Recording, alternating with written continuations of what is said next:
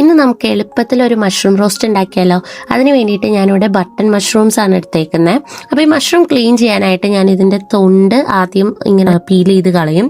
അതിനുശേഷം ചെറിയ കഷ്ണങ്ങളായിട്ട് കൈ കൊണ്ട് തന്നെ ഒരുക്കി പിന്നീട് നമ്മൾ പെട്ടെന്ന് വെള്ളത്തിലിട്ട് കഴുകിയെടുക്കുകയാണ് ചെയ്യുന്നത്. ഒരുപാട് നേരം വെള്ളത്തിലിട്ട് മഷ്റൂം കഴുകരുത്, കാരണം മഷ്റൂം വെള്ളം അബ്സോർബ് ചെയ്യും, അപ്പോൾ അതിൻ്റെ ടേസ്റ്റ് മാറും. അതുകൊണ്ട് പെട്ടെന്ന് കഴുകിയെടുക്കുക ചെയ്യേണ്ടത്. അതിനുശേഷം ഒരു പാനിലോട്ട് കുറച്ച് വെളിച്ചെണ്ണ ഒഴിക്കുക, കടുക് പൊട്ടിക്കുക, ചുവന്നുള്ളി, വെളുത്തുള്ളി, പച്ചമുളക്, വേപ്പില ഇത്രയും ഇട്ട് നന്നായിട്ട് വഴറ്റി കുറച്ച് ഉപ്പും കൂടി ഇട്ട് നന്നായിട്ട് അതൊന്ന് വഴറ്റിയെടുക്കുക.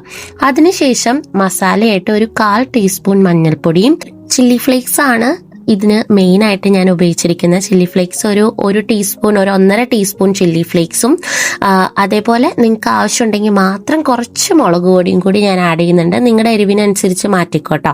അതുകൂടി ചേർത്ത് നന്നായിട്ട് വഴറ്റി നമ്മൾ ആദ്യം ഒരുക്കി വെച്ചിരിക്കുന്ന മഷ്റൂംസ് ഇതിനകത്തോട്ട് ആഡ് ചെയ്യുക. എന്നിട്ട് അത് നന്നായിട്ട് മിക്സ് ചെയ്ത് കുറച്ച് നേരം ഒന്ന് മൂടി വെച്ച് കഴിയുമ്പോൾ ഈ മഷ്റൂമിൽ നിന്ന് വെള്ളം ഇറങ്ങും. എന്നിട്ട് ഈ വെള്ളം പറ്റുന്ന വരെ നമ്മൾ ഇതൊന്ന് വഴറ്റിയെടുക്കുക. പിന്നെ മൂടി വെക്കേണ്ട ആവശ്യമില്ല കേട്ടോ.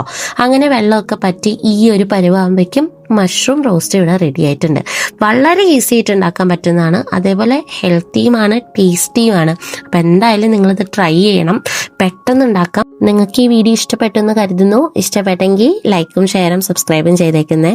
അപ്പോൾ എന്തായാലും ബൈ.